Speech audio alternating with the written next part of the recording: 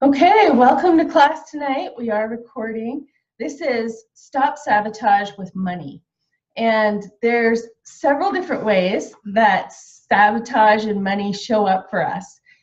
Probably the most common ones are when we're trying to save for something and we're spending. I know I shouldn't do this, but here I go again. We have that impulse and not following through on our financial plan. And so through the course of this evening, we're going to talk about what is causing this impulse when I know what I need to do, I just can't make myself do it.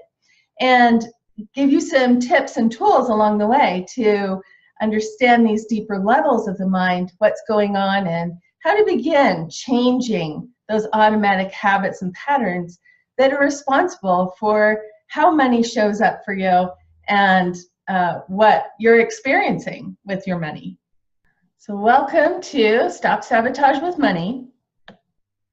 And there's several different ways that sabotage shows up for us with money. What we're going to cover in this webinar is understanding money patterns, how the automatic mind is affecting your money, and we'll talk a little more about this in depth. And we're going to go through the money sabotage assessment. So with the email reminder, there was an attachment that you can pull up and look at that page. And we'll go through those step by step. And then we're also going to talk about the 5 foundations that you need to grow your wealth. And we're going to really discuss what it takes to raise your glass ceiling with money. So in a nutshell, your brain is responsible for everything that you think, feel, and do. It is the birthplace of your experience. Our focus, our motivation, our emotions, our fears, our sabotage, I know what I need to do, I just can't make myself do it. These are all patterns wired into our brain and how it works, as well as confidence, relationships, business decisions. It all comes from our brain. So the most effective changes that we can make that really help us to stop the struggle and move forward with more clarity and more focus are the changes that we make in the brain. And the good news of that is when we make those internal adjustments, other things in life also benefit, and it's easier to stay on track with whatever change you're creating in your life. So now we come to sabotage with money. Our brain is controlling everything. And there's some different ways that our mind interferes or is maybe not on the same program as we want our money to be.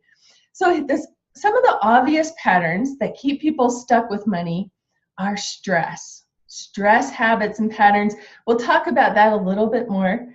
Avoidance patterns. So when we're stressed about money, we kind of have a natural tendency to want to just avoid it, to not look at it, not focus on it, distract ourselves.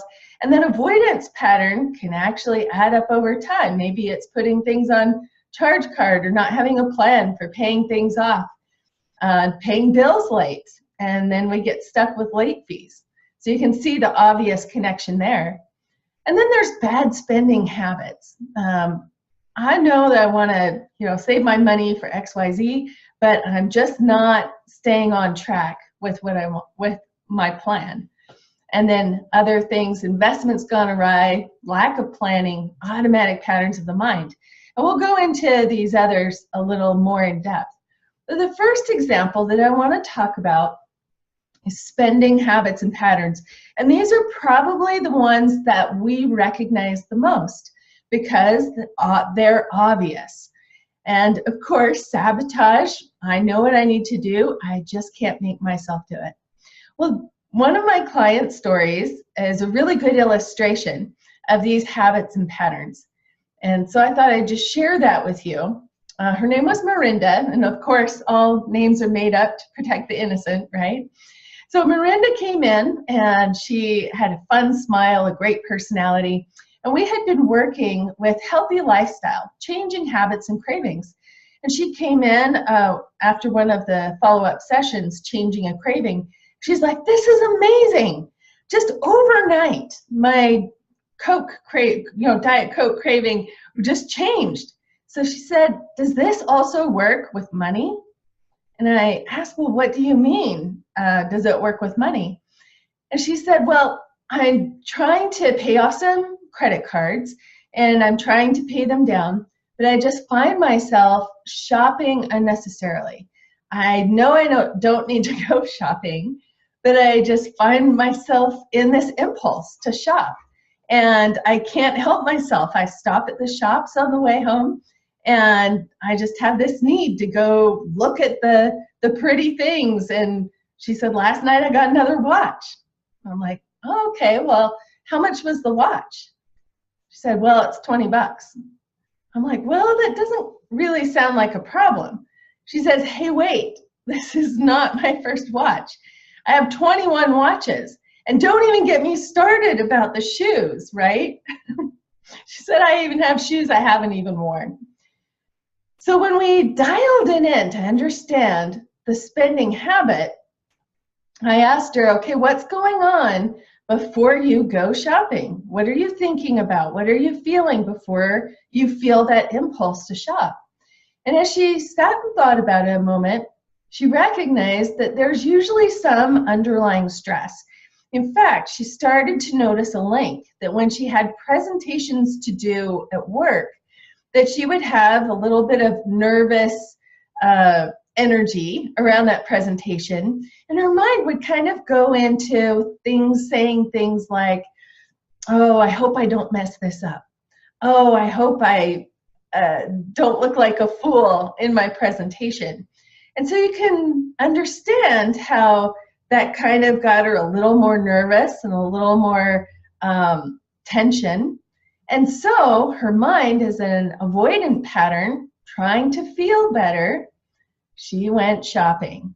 And shopping, I asked, okay, when you go shopping, what do you think and feel as you're looking at the different options? She's like, well, I could buy this and I could buy this. And she gets excited about the possibility of these different options that she's able to see and to possibly own. And so as she started recognizing that pattern, she recognized it was a stress pattern, moving from stress to the mind says, oh, shopping will make us feel better. And so then she'd get caught up in the shopping cycle, even to the point of that impulse. I know I don't need another watch, but here I go again. So a lot of our habits and patterns, even we can say every addiction, is about the mind wanting to help us feel better.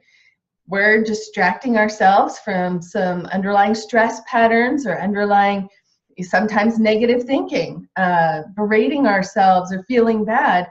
Our mind wants to feel better. And so once she recognized that her pattern had these underlying stress habits attached, we could then change those stress habits and patterns, build her confidence for her presentations, and this took the edge off of her need to shop.